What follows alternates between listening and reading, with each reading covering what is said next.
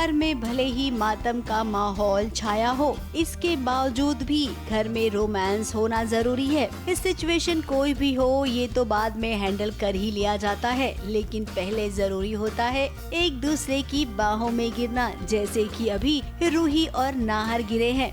देखिए देखिए, आप भी देखिए, एक तरफ से नाहर आ रहा है, सामने से रूही। दोनों का ध्यान नहीं है। शायद डायरेक्टर साहब ने कहा होगा कि ध्यान मत दो, क्योंकि ध्यान दोगे तो ये सीन उस तरीके से नहीं निकल पाएगा जैसे निकलना चाहिए। इस तरीके के रोमांटिक सीन को क्रिएट करने के लिए बहुत बार रिहर्सल करना पड़ता है। रोमांटिक सीन की बात कर रहे थे, ये सब चल रहा है क्योस, अचानक से रूही टकरा जाती है और वही फैब्रिक्स, जैसे हमारे पुराने मोमेंट्स कुछ होते हैं, वो गिर जाती है, मैं संभालता हूँ, और वो कपड़े, कुछ रंग कलरफुल कपड़े हमारे ऊपर गिरते हैं, तो मैं उसको एक मेटाफोर देता हूँ कि भले मुश्किल टाइम है हमारा, लेकिन तुम्हारी वजह से मेरी ज़िंदगी रंगीन हो जाती है। तो इससे स्मॉल वेरी लाइट मोमेंट, तो चेयर अप, तो उसका मूड लाइट करने के लिए छोटा सा मोमेंट था। अब दोनों एक दूसरे की बाहों में तो आ गए, बाहों में आने के बाद सर पे दुपट्टा कैसे गिरेगा?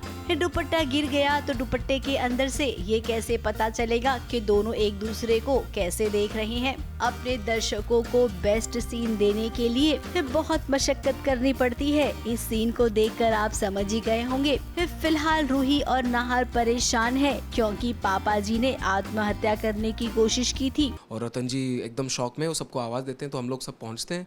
फिर पता चला कि पापा खुदकुशी करने की कोशिश कर रहे थे। तो हम लोग सारी फैमिली शौक में, मैं एकदम रो पड़ता हूँ क्योंकि पापा से बहुत प्यार है, मुझे बहुत लगाव है।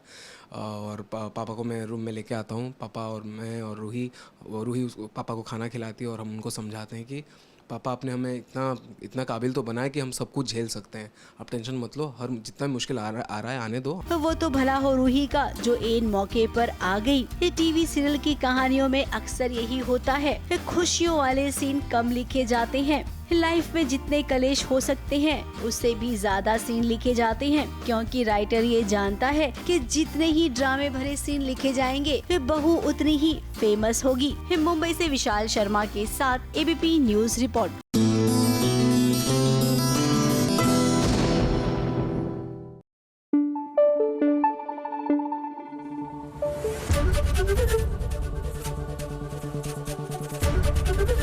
एबीपी न्यूज आपको रखे आगे।